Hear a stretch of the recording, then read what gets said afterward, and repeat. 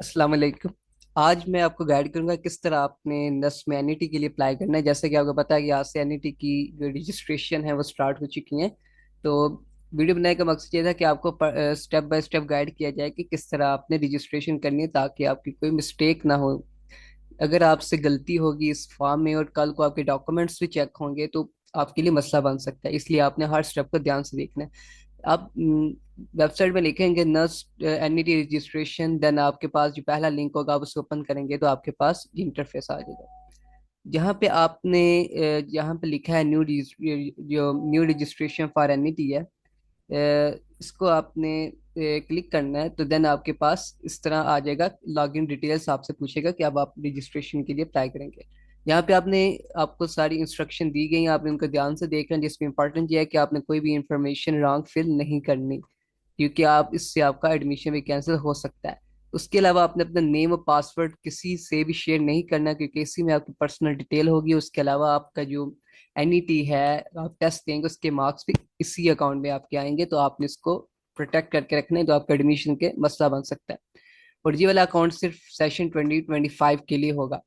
अच्छा, यहाँ पे आपने अपना नाम लिखना है, फादर नेम लिखना है, ईमेल एड्रेस, और उसके बाद वर्ड वेरिफिकेशन है। आपने कोशिश करनी है कि आपने अपना नाम कैपिटल लेटर्स में लिखना है। लेट्स सपोज मैं अहमद लिखता हूँ, फादर नेम अली लिख देता हूँ,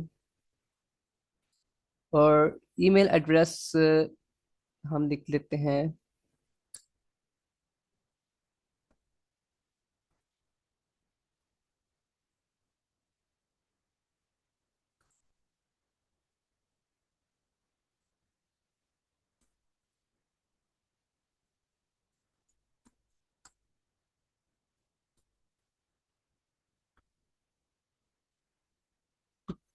उसके अलावा हम दोबारा एज कंफर्मेशन ईमेल एड्रेस लिखेंगे। देन नीचे आप वर्ड वेरिफिकेशन लिखेंगे, एक्स। जब सारी आप लॉगिन डिटेल लिखी है, आपने दोबारा इसको लाजमी देखना है। आपको मैं बार बार कह रहा हूँ कि आपने कोई भी इंफॉर्मेशन रॉन्ग नहीं लिखनी, इसलिए आपने दोबारा देखना है कि कोई आपके लिए मसला ना बने। तो आपने ये चीज़ देख लेनी है, देन आप सबमिट करेंगे।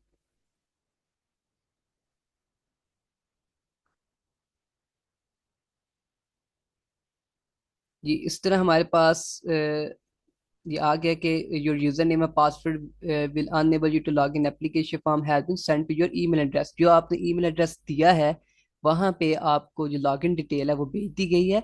आपने अपना पासवर्ड सिक्योर रखना है और लॉगिन के बाद आपने अपनी एप्लीकेशन हम कर सकें। अब हम जो करेंगे अपने ईमेल एड्रेस की तरफ जाएंगे। ये आप देख सकते हैं कि हमें एक बार हमारे पास ईमेल आ चुकी है नस्ट। इस तरह आपके पास ईमेल आएगी, NUST undergraduate admission 2025 registration. ठीक है जी, आपके पास सारी आपकी इंफॉर्मेशन आ चुकी है। तो ये आपने देख लेना है। इसमें हम अब देखेंगे, हम अपना रजिस्ट्रेशन जो है वो करेंगे। इस तरह आपके पास रजिस्ट्रेशन नंबर आ जाएगा आपके पास, और उसके अलावा आपका user name and this is your password. आप अपने आपने अपना यूज़र नेम और पासवर्ड ये बिल्कुल सिक्योर रखने हैं, किसी से भी शेयर नहीं करने। कोई भी आपसे मांगे, इवन आपने ये किसी से भी शेयर नहीं करना। ठीक है, अब हम इसी को इस्तेमाल करके दोबारा वहां पे जाएंगे। हम इधर लॉगिन पे क्लिक करेंगे। लॉगिन पे क्लिक करेंगे जहां पे हम अब अपना यूज़र नेम और पासवर्ड लिखते हैं। अच्छा, यहाँ पे हमने दोबारा जहाँ पे आए हैं, हमने अपना यूजर नेम और पासवर्ड जो है वो लिख दिया है। अब हम लॉगिन करेंगे।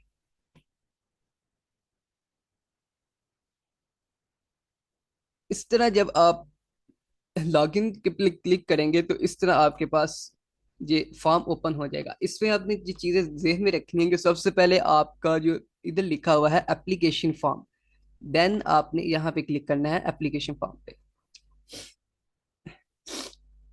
इस तरह करके आपके पास जो एप्लीकेशन फॉर्म है वो ओपन हो चुका है, जिसमें जो सारी इंफॉर्मेशन आपको लिखनी है और बिल्कुल ध्यान से लिखनी है। इसमें आपको हर स्टेप एक्सप्लेन करूंगा। सबसे पहले इधर आपका नाम लिखा है, फर्स्ट नेम है, मिडिल नेम है, लास्ट नेम है। अब इसका जो मतलब है कि बच्चे का नाम है लेट्स सपोज अहमद अली है, तो उसका फर्स्ट नेम अहमद है और लास्ट नेम अली है, उसका मिडिल नेम नहीं है। ठीक है, लेकिन अगर कोई ऐसा बच्चा है उसका नाम मोहम्मद अहमद अली है, तो उसका फर्स्ट नाम मोहम्मद है और मिडिल नेम आप अहमद लिख रहे हो, लास्ट नेम आप अली लिख सकते हैं। ठीक है। इसके बाद आपका नीचे जब आएगा आपकी डेट ऑफ बर्थ, आपने इधर अपनी डेट ऑफ बर्थ सेलेक्ट करनी है। लेट्स सपोज मैं यहाँ पे लिख देता हूँ, हम साथ साथ फॉर्म फिल कर लेते हैं, अहमद अली। जब यहाँ पे हम डेट ऑफ बर्थ लिखेंगे, आपने आईडी कार्ड अपना सामने रखना है। आईडी कार्ड नहीं तो आपने अपना बे फॉर्म जो है वो सामने रखना है। बे फॉर्म से देख के आपने अपनी हर इंफॉर्मेशन आपने अपनी लिखनी है, डेट ऑफ बर्थ तक अपने ध्यान से लिखनी, कोई मिस्टेक ना। उसके बाद आप जेंडर जो है वो सिलेक्ट करेंगे। नेशनैलिटी, नेशनैलिटी में आपके पास अगर पाकिस्तान के है, अगर आपके पास किसी और कंट्री की भी नेशनैलिटी है देन वो भी आप लिखेंगे। अगर आप फॉरेनर हैं तो देन आप फॉरेनर सेलेक्ट करेंगे, हम पाकिस्तान करेंगे। CNAC और NISOP और बे form registration number, without dash लिखना आपने। अच्छा जी, सारी चीजें एक ही हैं। अगर आपके पास CNAC, आपने CNAC नंबर लिखना है, ठीक है। अगर आपके पास CNAC नहीं है तो आपके पास बे फॉर्म होगा। बे फॉर्म रजिस्ट्रेशन नंबर दिया है कि आप अपना बे फॉर्म में जाएंगे, आपका नाम लिखा होगा, नाम के आगे बे फॉर्म के आपके नाम के आगे नंबर होगा, रजिस्ट्रेशन नंबर, आपने वो जहाँ पे लिखना विदाउट एनी स्पेस, ठीक है। कोई डैश आपने डैश नहीं डालनी, सिंपली वैसे आपने सिंपल लिखना है। आप देखेंगे बे फॉर्म या CNAC में आपकी डैशेस लिखी होंगी, वो नहीं आपने लिखनी, सिंपल आपने अपना CNAC और रजिस्ट्रेशन नंबर लिखना है, ठीक हो गया। जिनके पास है CNAC पे लिखा है और जिनके पास नहीं है उनका बे फॉर्म में जाना है। बे फॉर्म आपके नाम के सामने आपका रजिस्ट्रेशन नंबर लिखा है, आपने वो लिखना है। अच्छा, ये एक उनने लिखा है कि candidate should have his her own CNAC और बे फॉर्म रजिस्ट्रेशन नंबर। कुछ बच्चे ऐसा करते हैं कि जिनके पास CNAC नहीं होता तो वो अपने फादर का लिख लेता है, आपने ऐसा नहीं करना, ठीक है। आपने यहाँ पे इंफॉर्मेशन अपनी लिखनी है, ठीक है। आपके पास CNAC नहीं है तो आपने अपना बे फॉर्म लेना है, वहां पे आपका रजिस्ट्रेशन नंबर आपके नाम के सामने लिखा है, आपने वो लिखना है। उसके बाद आपने आगे जाना, इधर आपने अपने फादर का नेम लिखना है, कैपिटल लेटर्स में आपने अपने फादर का नाम लिखना है। देन फादर स्टेटस अलाइव है या फिर आपने अपने मुताबिक सेलेक्ट करना है। उसके बाद फादर्स प्रोफेशन है, फादर प्रोफेशन जहाँ पे आपके आ गए हैं आपने सारे सेलेक्ट। अगर आपके फादर का प्रोफेशन यहाँ पे नहीं आया तो देन आप अदर्स लिख सकते हैं, ठीक है। अगर आपके फादर का इन जो सिलेक्टेड जो दिए हैं उनमें से नहीं है तो देन आप अदर सेलेक्ट कर सकते हैं। उसके बाद आपने फादर की इनकम सेलेक्ट करनी है, जो रेंज उन्होंने दिया है, जो जिस रेंज में आपके फादर की इनकम आती है आपने वो सिलेक्ट करनी है। उसके बाद आपने फादर की जो ईमेल एड्रेस है वो लिखना है। मदर्स, देन आपने अपनी मदर का नाम लिखना है। मदर का नाम के बाद सेम आपने वही मदर स्टेटस है वो अपने मुताबिक लिखना है, और प्रोफेशन सेम वैसे ही आपने, अगर नहीं है तो आपने अदर कर देना। अगर प्रोफेशन इनमें नहीं है तो देन अदर कर दें। अगर वो प्रोफेशनल नहीं है, हाउसवाइफ है, तो देन आप अ, यहाँ पे सेलेक्ट कर सकते हैं हाउसवाइफ कर सकते हैं। उसके अलावा मदर्स इनकम आप सेलेक्ट कर सकते हैं, जो भी आपकी इनकम है, रेंट जो आपकी सही इनकम है वो आपने लिखनी है। उसके बाद आपका प्रेफरेंस ऑफ डोमिसाइल जो भी है आपने वो सिलेक्ट करना है, लेस वो पंजाब कर देते हैं। और उसके बाद आपके पास डिस्ट्रिक्ट का ऑप्शन है, आपने डिस्ट्रिक्ट के ऑप्शन में जाना है। देन आप जहाँ पे देख लें अपने मुताबिक, लेस डेरा गाजी हाँ कर देते हैं। उसके बाद एरिया क्या है, अर्बन अर्बन है या फिर गाँव से हैं आपने, या आपका अगर सिटी से है तो आपने अर्बन करना है, अगर आप गाँव से हैं तो आपने rural करना है। देन रिलीजन आपने अपने मुताबिक सेलेक्ट कर लेना है, अगर इनमें से नहीं है तो देन आपने अदर करना है। अच्छा, उसके बाद आपने आर यू स्पेशल पर्सन, इसका मतलब यह है कि अगर आप में कोई अल्लाह ना करे कोई मजदूरी है या आप कोई स्पेशल पर्सन में आपका कोई आएगा, अगर आपने, तो वो लोग अगर नहीं है तो नो करेंगे, अगर है तो देन आप मजदूर हैं तो देन आप यस करेंगे कि आप स्पेशल पर्सन है। Do you have any chronic और कम्युनिकेबल डिसीज, अगर आपको बोलने में मुश्किल आती है या फिर अगर आपको कोई कोई और क्रोनिक डिसीज है देन आप यस करेंगे, अगर नहीं है तो देन आप नो करेंगे। उसके बाद है are you first in your family applying for university degree, मतलब कि अगर आपका कोई बड़ा भाई यूनिवर्सिटी नहीं गया या कोई आपका बड़ा भाई नहीं है, या आप पहले पर्सन हैं जो यूनिवर्सिटी में अप्लाई करने लगे, लाजमी नहीं कि 10 में, इसके अलावा भी किसी यूनिवर्सिटी में जाते हैं, अगर है आपके आपकी सिबलिंग में कोई जाता है देन फैमिली में, तो आपकी सिबलिंग में या बड़ा भाई जाता है किसी यूनिवर्सिटी में देन आप नो करेंगे। अगर आप पहले बंदे यूनिवर्सिटी में अप्लाई करना है देन आप यस करेंगे। उसके बाद आ जाएगा आपका प्रेजेंट एड्रेस, जो है आपने जहाँ अभी आप रहते हैं, ठीक है, वहाँ वो आपने इधर लिखना है। अभी आप कहाँ पे है वो लिखना है, सिटी लिखना है, कंट्री लिखना है, रेजिडेंस लिखना है।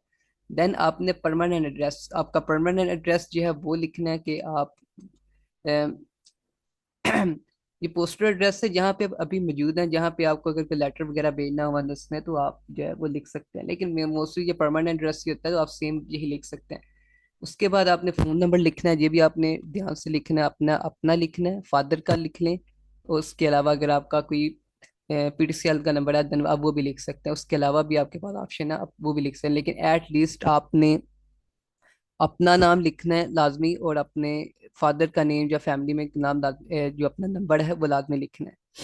उसके बाद जो नीचे आप आएंगे तो नीचे है कि paying cadet scheme, have you applied to apply for paying cadet scheme.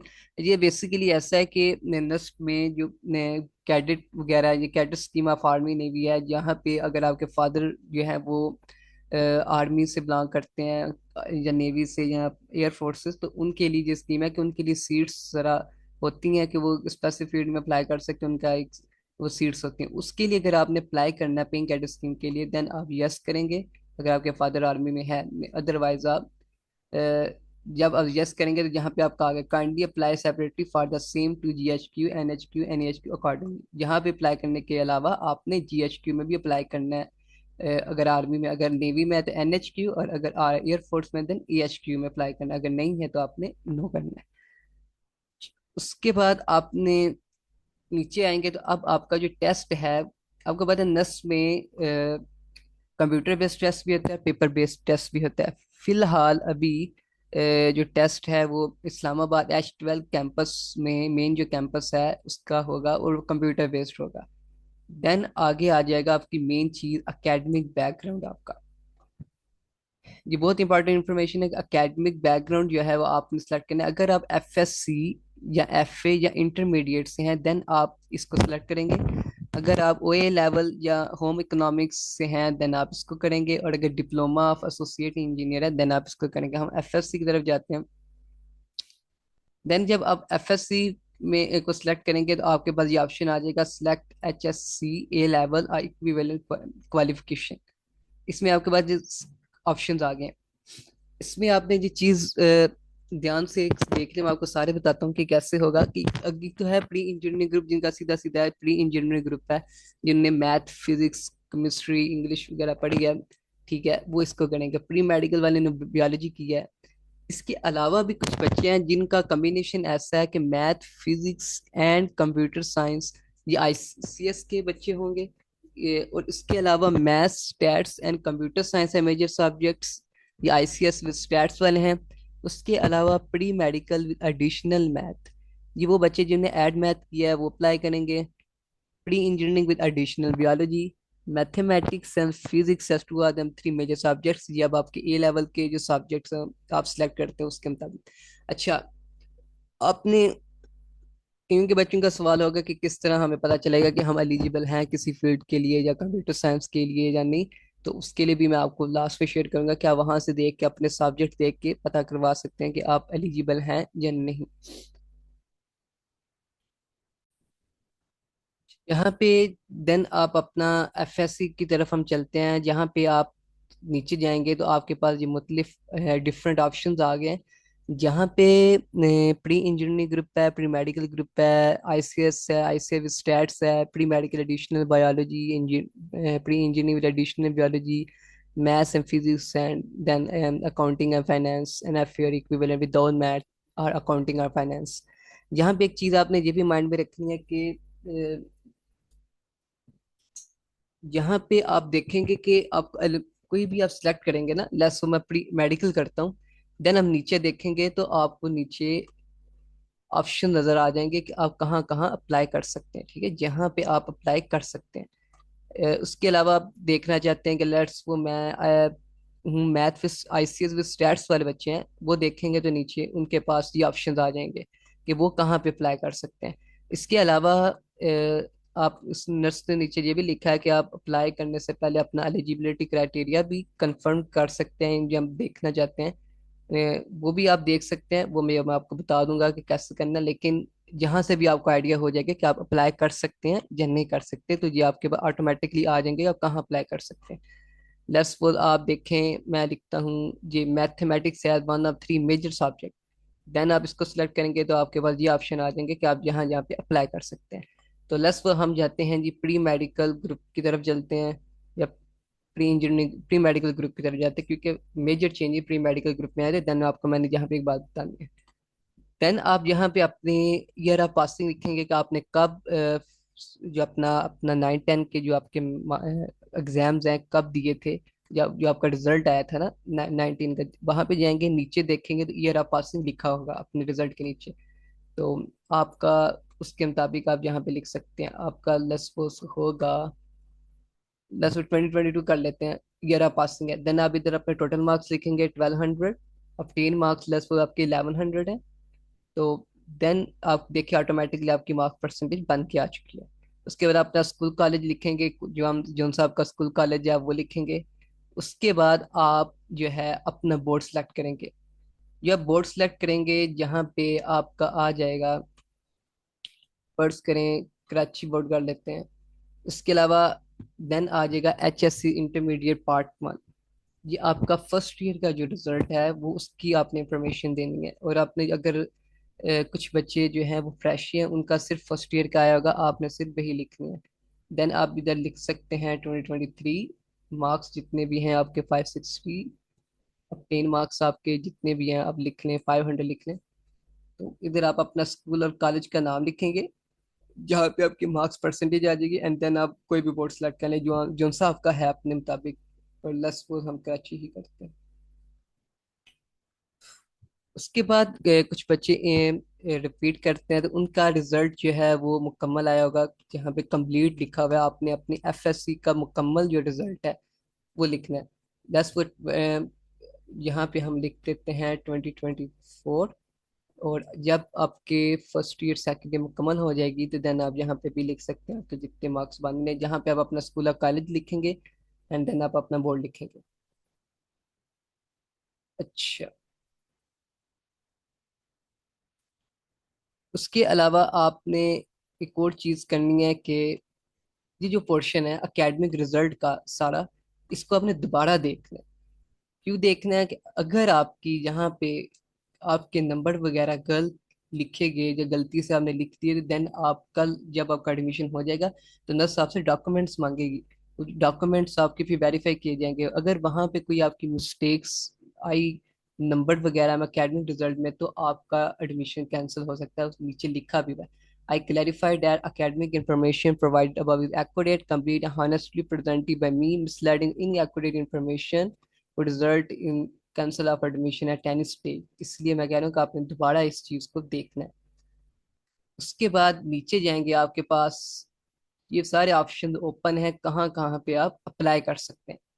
तो इसमें एक चीज ध्यान में रखनी है कि काफी बच्चे देखते हैं कि क्या हमें हर टेस्ट के लिए सेपरेट फीस देनी पड़ेगी, तो ऐसा नहीं है। होता ऐसे है कि आप जब ये चेक बॉक्सेस पे करेंगे तो आपको वैसे पता चल जाएगा कि आपकी फीस अगर बढ़ती है तो इसका मतलब आपको इसके लिए सेपरेट टेस्ट देना पड़ेगा। लेट्स सपोज अगर हम इंजीनियरिंग प्रोग्राम के लिए करते हैं, मैं इधर सेलेक्ट करूंगा तो मेरे पास जिस सारे ₹5000 आ गया आपके पास, आप सारे इंजीनियरिंग प्रोग्राम में अप्लाई कर सकते हैं जी। आपके पास सारे प्रेफरेंस आ गए। मैं कहता हूँ कि मैंने कंप्यूटिंग में भी करना है, उधर मैं कंप्यूटिंग प्रोग्राम में भी करता हूँ जी। आपके पास फीस इंक्रीज नहीं हुई, इसका मतलब है कि आप 5000 के साथ इन दोनों में अप्लाई कर सकते हैं। लेट्स वो मैं BS बायोटेक्नोलॉजी एनवायरमेंटल की अप्लाई करता हूँ, मैंने कर दिया। फीस जो है वो आपकी इंक्रीज कर दिया। इसका मतलब ये है कि ये आप नीचे देख सकते हैं 10,000। इसका मतलब ये है कि आप जो है वो, अगर आपने BS बायोटेक्नोलॉजी या इन्वायरमेंटल साइंस में अप्लाई करना है तो देन आपको इसके लिए सेपरेट फीस देनी पड़ेगी। इसके अलावा अगर हम इसी तरह आगे देखें, इसके लिए सिलेक्ट करें तो फीस नहीं बड़ी मतलब 10,000 में आप इनमें अप्लाई करें। मैं कहता हूँ कि मैंने LLB में अप्लाई करना है, देन आपकी 5000 मजीद इंक्रीज कर दिया। इसका मतलब है कि आपको इन तीनों फील्ड्स में अप्लाई करने के लिए 15,000 देना पड़ेगा, जिसमें LLB आ जाएगा। अगर आपने मेडिकल रिलेटिव में करना है तो देन आपको सेपरेट टेस्ट देना पड़ेगा। अगर आपने इंजीनियरिंग या कंप्यूटिंग में करना है तो आगे 5000 के साथ वो आप अप्लाई कर सकेंगे। अच्छा, इसमें आपने एक चीज़ ध्यान में रखनी है, प्रेफरेंस। आपने इस चीज, काफी बच्चे रैंडमली प्रेफरेंस सिलेक्ट कर सकते हैं, वैसे रैंडमली तो आपने वो काम नहीं करना। फर्स्ट प्रेफरेंस का मतलब है कि जब आपके एडमिशन होंगे, आपका मैट बनेगा, लिस्ट लगेगी, तो नर्स सबसे पहले आपकी ये वाली प्रेफरेंस देखेगी फर्स्ट। लेट्स तो मैं अप्लाई करता हूँ सॉफ्टवेयर इंजीनियरिंग के लिए, पहले अप्लाई करता हूँ मैंने। जहाँ पे भी आपने देखने कैंपस साथ दिखे हैं, सॉफ्टवेयर इंजीनियरिंग इन रावलपिंडी और सॉफ्टवेयर इंजीनियरिंग इन इस्लामाबाद, ये दोनों अपने साथ कैंपस भी देखना है। प्लस वो मैं पहली में कहता हूँ कि मेरा सॉफ्टवेयर इंजीनियरिंग इस्लामाबाद देखा जाए एंड सॉफ्टवेयर इंजीनियरिंग रावलपिंडी देखा जाए।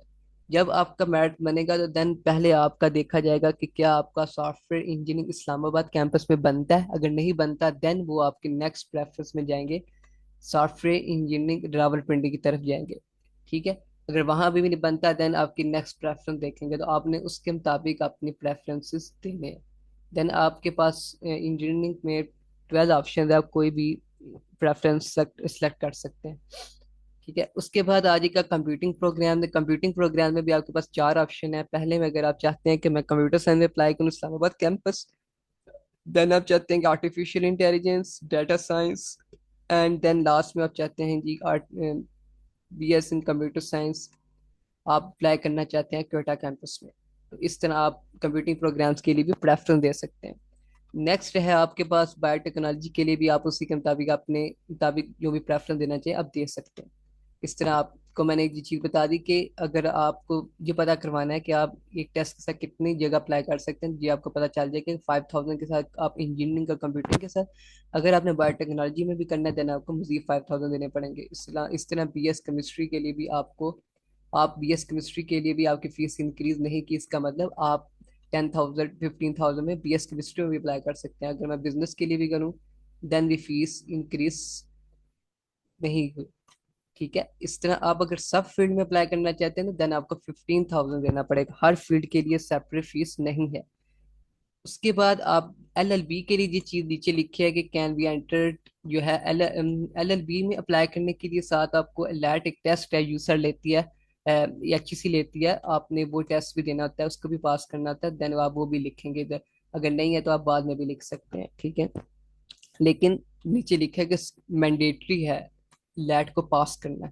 LLB जो NS का टेस्ट उसके अलावा लैट को पास करना भी मैंडेटरी है, लेकिन आप बाद में भी अपने मार्क्स एंटर कर सकते हैं। कंपलसरी नहीं, अभी नहीं, लेकिन मैंडेटरी है लेकिन अभी नहीं है। या इस तरह आपका जो फॉर्म सारा जो है इधर आपकी जो है पिक्चर आएगी। पिक्चर में लिखा हुआ है कि ओनली इस फॉर्मेट में आपकी पिक्चर होनी चाहिए। ठीक है। और मैक्सिमम साइज 150 KB साइज है। अगर आपकी पिक्चर का साइज ज्यादा है तो देन आप उसको कैसे रिड्यूस करेंगे वो भी मैं आपको बताता हूँ कैसे करेंगे। अच्छा, अगर आपने इमेज को रिड्यूस करना, सिंपल लिखे इमेज साइज रिड्यूसर आ जाएगा आपके पास। ठीक है। देन आप इसमें PI7 वाला देख सकते हैं। देन आपके पास इस तरह ओपन हो जाएगा जहाँ पे आप सिलेक्ट इमेज करेंगे। आप कोई भी इमेज जो है वो सिलेक्ट कर सकते हैं। दस वो हम इसको सिलेक्ट करते हैं। ये आपके पास इमेज आ गई जहाँ पे आपको साइज जो दस ने दिया है दस वो 150 से ज़्यादा नहीं होना चाहिए।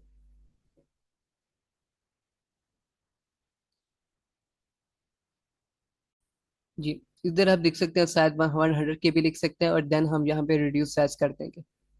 प्रोसेस हो जाएगी इमेज, देन आपके पास जी इमेज आ जाएगी। ठीक है। अब देख सकते हैं आपका साइज जो है 98 KB हो गया, जहाँ से आप डाउनलोड कर लेंगे अपनी इमेज। और इसके अलावा आप अपनी इमेज जब डाउनलोड कर लेंगे देन आप अपने इनके सर्वर से अपनी इमेज भी डिलीट कर सकते हैं अगर आप करना चाहें। ठीक है। इधर से हम डाउनलोड कर लेंगे।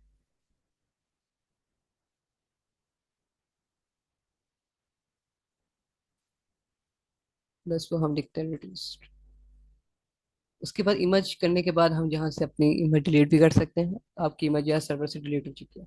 उसके बाद हम जहाँ पे चूज फाइल पे जाएंगे, उसके बाद डेस्कटॉप पे हमने अपनी इमेज देखेंगे।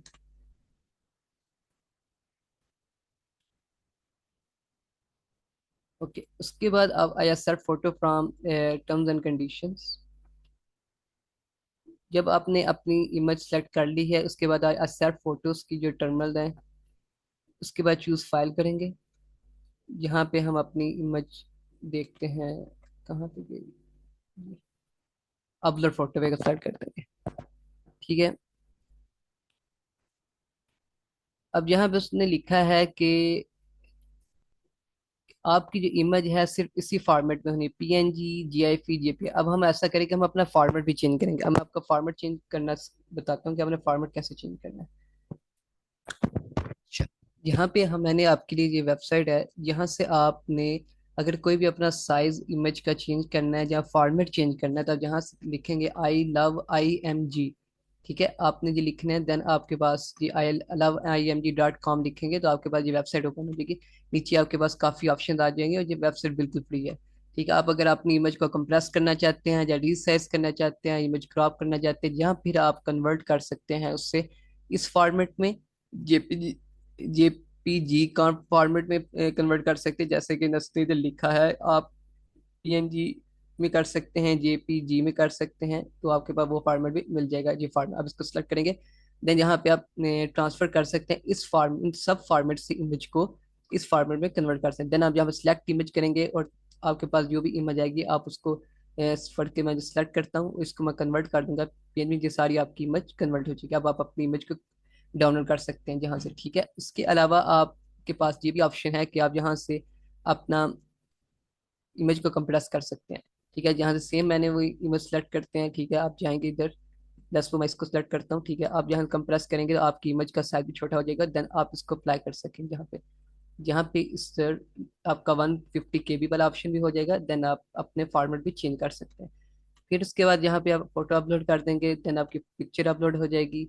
उसके बाद आपने जब ये सारा फॉर्म आपका हो जाएगा, देन आप लास्ट में ऑप्शन आएगा आपके पास फी का, आप फी कैसे पेएबल करेंगे। अगर आपके पास आपने डॉलर्स में करने देना वो भी कर सकते हैं, PKR में करने देना आप ऑप्शन 1 करेंगे। उसके बाद नीचे ये सारी आपके आपसे दोबारा पूछ रहे हैं कि आपने सारी इंफॉर्मेशन ठीक लिखी है, कोई मसला तो नहीं है। देन आप एक्सेप्ट करेंगे और अपना फॉर्म जो है वो नेक्स्ट टाइम प्रीव्यू करेंगे।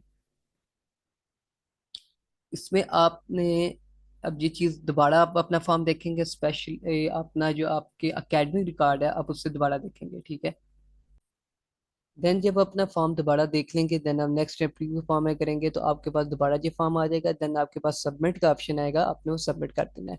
उसके बाद आपके पास फी का ऑप्शन आएगा, फी में आपके पास आप इजी पैसा के जरिए भी कर सकते हैं और देन बैंक के जरिए भी कर सकते हैं। लेकिन मैं तो ये रिकमेंड करूंगा कि आप ऑनलाइन ही करें, क्योंकि बैंक के जरिए काफ़ी टाइम भी लग सकता है, काफ़ी नहीं लगेगा, लाइक 3 to 4 डेज लग सकते हैं। तो इतना इश्यू नहीं है, आप बैंक के जरिए भी कर सकते हैं। अगर आप जल्दी डेट सेलेक्ट करना चाहते हैं, अगर आपने स्टार्टिंग डेज में टेस्ट देना है और आप चाहते हैं कि उसी टाइम आपके पास डेट का ऑप्शन आ जाए, तो देन आप इजी पैसा के जरिए करें तो आपके पास ज़्यादा जल्दी ऑप्शन आ जाएगा डेट सेलेक्ट करने का। तो देन आप पे डिपेंड करता है कि आप कैसे अप्लाई करना चाहते हैं, लेकिन जल्दी अप्लाई करना है, जल्दी डेट सेलेक्ट करनी है, देन ऑब्वियसली आप ऑनलाइन कर सकते हैं। अगर नहीं बैंक के जरिए करेंगे तो आपको 3 to 4 डेज लग सकते हैं डेट के ऑप्शन आने। तो आपने पैनिक नहीं होना कि डेट ऑप्शन नहीं आ रहा, क्या मसला है, फी वेरीफाई नहीं हो रही, क्या मसला है, आपने वो चीज़ नहीं देखनी। आप अगर आपने फी पे कर दिया तो आपकी वेरिफिकेशन हो जाएगी 3 to 4 डेज या 5 डेज तक वो ले लेता है। तो आपने अगर बैंक के जरिए किया तो आपने वो स्लिप वगैरह संभाल के रखनी है, अगर आपने ऑनलाइन किया दंड भी आपने संभाल के रखनी है। जो आपके पास फी रेसिपेंट आ जाएगी आपने वो संभाल के रखनी है। तो उसके बाद आपके पास एक और सेकंड जो फॉर्म आएगा इस फॉर्म के अलावा, वो मैं आपको उसके बारे में बताता हूँ। तो जब आप अप्लाई कर देंगे देन आपके पास ऑप्शन आएगा स्कॉलरशिप का। अच्छा, यहाँ पे आपने एक चीज लाजमी ध्यान में रखनी है कि बच्चे काफी ऐसे करते हैं कि जब अप्लाई कर देते हैं NET के लिए और वो बाद में देखते हैं कि ये स्कॉलरशिप के लिए शायद एडमिशन के बाद अप्लाई करना है। तो ऐसी बात नहीं है, आपने जो स्कॉलरशिप के लिए अप्लाई करना है वो अपनी NET के साथ ही करना है। बाद में भी आप कर सकते हैं, लेकिन जो ऑप्शन है काफ़ी लिमिटेड बच्चों को मिलती है स्कॉलरशिप, तो जितनी जल्दी आप अप्लाई करेंगे तो आपको ये मिलने के चांस ज़्यादा होंगे, बजाय इसके कि एडमिशन के बाद अप्लाई करें देन काफ़ी मुश्किल है। ये तो काफ़ी अभी भी जो अप्लाई करेंगे उन्हें भी सबको नहीं मिलेगी। तो ये भी आपने माइंड में रखना है। लेकिन जो बच्चे विलिंग है नीड बेस्ड स्कॉलरशिप के, जो आपने जेहन में माइंड में रखनी है, एक चीज़ आपने लाजमी जेहन में रखनी है कि जो बच्चे वाकई में विलिंग है नीड बेस्ड स्कॉलरशिप के लिए तो वही अप्लाई करें। इसके अलावा जो नहीं विलिंग वो बिल्कुल भी ना अप्लाई करें, क्योंकि अब नर्स चेक भी करती है, आपका इंटरव्यू भी लेगी। सेमेस्टर बाद की बात सुनने में आया कि वो आपके इंटरव्यू लिया करेगी इस बारे में, स्कॉलरशिप के बारे में, फाइनेंशियल के बारे में। अगर आपने wrong information the financial aid में, देन भी आपका एडमिशन कैंसिल हो सकता है। तो इसलिए आपका एडमिशन भी कैंसिल होने के चांसेस है और स्कॉलरशिप भी नहीं मिलेगी और आपका काफ़ी नुकसान हो सकता है। तो इस और सेकंड ये कि काफी बच्चे कर देते हैं अप्लाई, तो उनको यही कहूंगा कि जो वाकई में बिलिंग है वही करें, ताकि जो जो हकदार है असल उनको वो स्कॉलरशिप मिल सके और वो भी नस में अपनी स्टडी कंटिन्यू कर सके। काफी इश्यूज आते हैं इस स्कॉलरशिप की वजह से, काफ़ी इसके बारे में स्ट्रिक्टनेस आ रही है। तो बेहतर ये है कि आपने ये रिस्क नहीं लेना। जो बच्चे नहीं मिलेंगे, बाकी भी मिलेंगे, वो अप्लाई करेंगे। अच्छा, देन जब आप फॉर्म सबमिट कर देंगे, जहाँ पे आप देखें, जहाँ पे फिलिंग एंड सबमिशन और एप्लीकेशन फॉर्म मेरा पेंडिंग है, आप जब करेंगे, आप सबमिट करेंगे, आपका सबमिट आ जाएगा। देन आपकी fee invoice detail, fee verification by nurse, जहाँ पे फी वेरिफिकेशन आ जाएगी। जब आपकी फी वेरीफाई हो जाएगी, देन आपका जो टेस्ट है उसका, यहाँ पे जी nurse need financial aid application form है, इसी के नीचे आपके पास ऑप्शन आएगा डेट सेलेक्ट का। अच्छा, डेट सेलेक्ट का ऐसा है कि अगर आप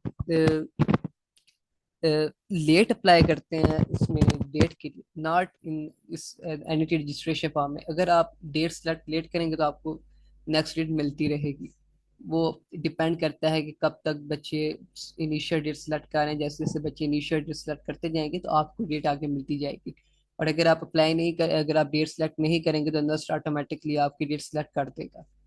तो उसका भी नहीं है कि अगर आप से डेट मिस हो जाती है सेलेक्ट करना, देन भी मसला नहीं, वो आपका एडमिट कार्ड ऑटोमेटिकली जनरेट हो जाएगा। देन आपका जो एडमिट कार्ड जनरेट होगा वो जहाँ पे आ जाएगा, ठीक है, वो आप डाउनलोड कर सकते हैं। अच्छा, अब मैं आपको बताऊंगा कि फाइनेंशियल एड एप्लीकेशन फॉर्म में क्या है। तो इसमें सबसे पहले देन आप वापस आएंगे, यहाँ पे माय अकाउंट है, जहाँ पे आप क्लिक करेंगे, देन आपके पास दोबारा जो ओपन हो जाएगा, अपने एप्लीकेशन फॉर्म आपका हो चुका है। देन आप नीड बेस्ड स्कॉलरशिप के लिए जहाँ अप्लाई करेंगे, are you willing to apply for need based, yes. अगर हम यस करेंगे तो नीचे आप देखेंगे ऑप्शन आ गया, please note that NUS financial application can be submitted within due date of NET registration submission of NFAFF within due date is mandatory to be considered any type of assistance or scholarship। अच्छा, then आपने इसको apply कैसे करना है। Then आप नीचे लिखा है guidelines on filling the form, then आप इस क्लिक करें। जब आप इस क्लिक को इस लिंक को क्लिक करेंगे तो आपके पास सारी गाइडलाइन आ गई है कि आपने किस तरह फाइनेंशियल एड एप्लीकेशन फॉर्म में अप्लाई करना है। तो आप देखें कि स्टेप वन है कि आप जब इसके लिए अप्लाई करेंगे एनईटी के लिए, उसके आगे नेक्स्ट फॉर्म आएगा आपके पास फाइनेंशियल एड का, ठीक है। उसके बाद सेकंड स्टेप उनने लिखा है कि अगर आप विलिंग है देन आप उन्हें वो करना है। स्टेप थ्री है आपके पास सारा, this tab will only appear provided you will give willing less, ठीक है। अगर आप विलिंग है देन आपके पास ये ऑप्शन आ जाएगा। उसके बाद आपके पास सारे पॉइंट्स एक्सप्लेन कर दिए उन्होंने, जैसे कि मैंने आपको पहले भी बताया कि इसको आपने ध्यान से देखना है, जो वाकई में बिलिंग है वो सारे देखा, हम से देख सकते हैं कितनी इंस्ट्रक्शन उन्होंने दी है इस मामले में। ये आप सारी गाइडलाइंस आप देख सकते हैं। तो इसमें हम ऐसा करते हैं, आप गाइडलाइंस भी देख सकते हैं, नीचे उन्होंने आपको वीडियो भी दी है, ठीक है, आपने ये वीडियो देख के भी कर सकते हैं। नीचे आपके पास सारी इंफॉर्मेशन आ जाएगी। हम वापस जाएंगे, हम लिखते हैं ऐसा, तो हम आई एक्सेप्ट सेलेक्ट करेंगे तो आपके पास नीचे आ जाएगा एक कैंडिडेट कैन अप्लाई फॉर नस नीड पे। जब आप नीचे जाएंगे, नीचे आ जाएगा कि एप्लीकेशन फॉर्म के लिए आप जो है बिलिंग लेस हैं, ठीक है। देन आप जहाँ पे नीचे जाएंगे need based financial aid application form, इस पर क्लिक करेंगे। लेकिन यहाँ पे वो कह रहा है कि please submit admission application form, ठीक है। देन वो कह रहा है कि हमने भी एप्लीकेशन सबमिट नहीं की, तो आप जो है जब अपनी एप्लीकेशन कंप्लीट करेंगे, ईच एंड एवरीथिंग आप करेक्ट लिखेंगे, सारी इंफॉर्मेशन ठीक तरह से लिखेंगे। स्पेशली आपने जो अपने एकेडमिक रिकॉर्ड है वो बिल्कुल ठीक लिखना है। प्रेफरेंस प्रेफरेंस आपने ध्यान से देनी है। फर्स्ट प्रेफरेंस का मतलब है कि पहले आपकी वही सिलेक्ट होगी। अब इसमें एक और चीज़ है कि आया मैंने तो कंप्यूटिंग प्रोग्राम और इंजीनियरिंग प्रोग्राम दोनों में सिलेक्ट किया, तो मेरा किस में पहले नाम आएगा। तो इंजीनियरिंग प्रोग्राम्स और कंप्यूटिंग प्रोग्राम दोनों की मेरिट सेपरेट लगेगी। जो सा भी सेपरेट बॉक्स है ना, जो सा भी सेपरेट बॉक्स आएगा, ठीक है, उसकी सेपरेट मेरिट लिस्ट लगेगी, ठीक है। लेस वो इंजीनियरिंग प्रोग्राम का सेपरेट बॉक्स था ना, उसकी सेपरेट मेरिट लिस्ट लगेगी। इन कंप्यूटिंग क्या है उसकी सेपरेट लगेगी। अगर बायोटेक्नोलॉजी के लिए, बायोटेक्नोलॉजी वालों के लिए सेपरेट लिस्ट लगेगी। वो जब लिस्ट लगेगी देन आपको वहां पे भी गाइड किया जाएगा कि आपने अब वहां पे क्या करना है। नेक्स्ट स्टेप आपको सारा एक्सप्लेन किया जाएगा, डॉक्यूमेंट्स वगैरह, वो नेक्स्ट स्टेप। अभी आपने सिर्फ एनईटी की रजिस्ट्रेशन ठीक करनी है और कोई गलती नहीं करनी। इसमें आपने करने के बाद उस चीज कंप्यूटिंग डोमेन में भी आपकी सेपरेट लिस्ट लगेगी, इंजीनियरिंग की भी सेपरेट लगेगी।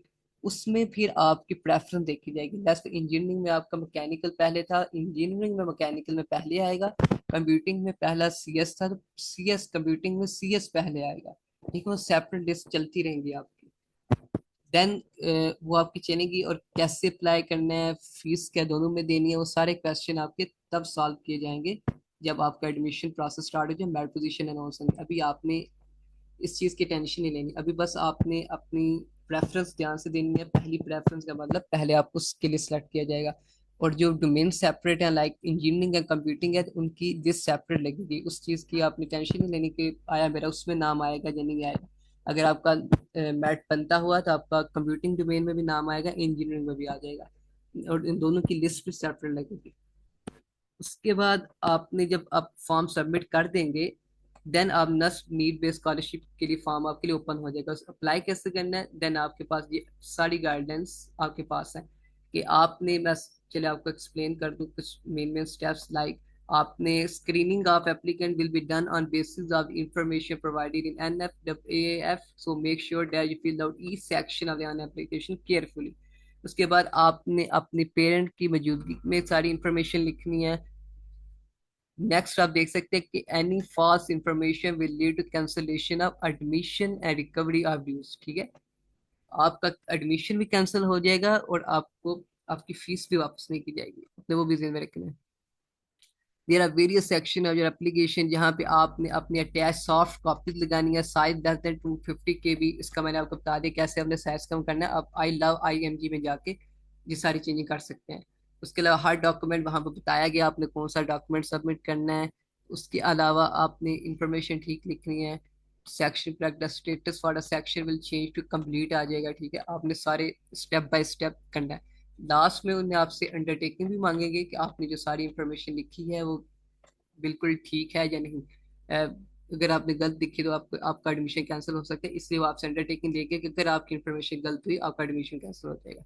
उसके बाद आप सबमिट कर देंगे अपना फॉर्म, एंड देन आपके पास ये सारा, if granted admission is selected for scholarship, you will be required to place all the supporting document attached online application form in one envelope and mail it to NUST Financial and Aid। यहाँ पे जब आपको admission मिल जाएगा और आपको scholarship भी मिल जाएगी, select हो जाएंगे, देन आप अपने जो डॉक्यूमेंट हमने सबमिट किया है उनके सॉफ्ट उनकी हार्ड कॉपीज और अपनी जो ऑनलाइन एप्लीकेशन है इसको भी प्रिंट करवा के एक एनवेलप में आपने यहाँ पे मेल कर देनी है, NUST फाइनेंशियल एड ऑफिस में। ठीक है, उसके बाद आप ने अपनी ईमेल जो है लाजमी चेक करते रहना है, कोई एनी अपडेट आती है। असल में होता है कि बाज़ का आप फाइनेंशियल एड के लिए अप्लाई करते हैं तो आपके कुछ डॉक्यूमेंट्स मिस रह जाते हैं, जो आप गलती से नहीं सबमिट करते तो दस स्टाफ से वो ईमेल करके वो डॉक्यूमेंट मांग सकते हैं। तो आपने जब, अगर आप जिन बच्चों ने अप्लाई किया हुआ फाइनेंशियल एड के लिए, वो अपनी मेल लाजमी चेक करते रहे।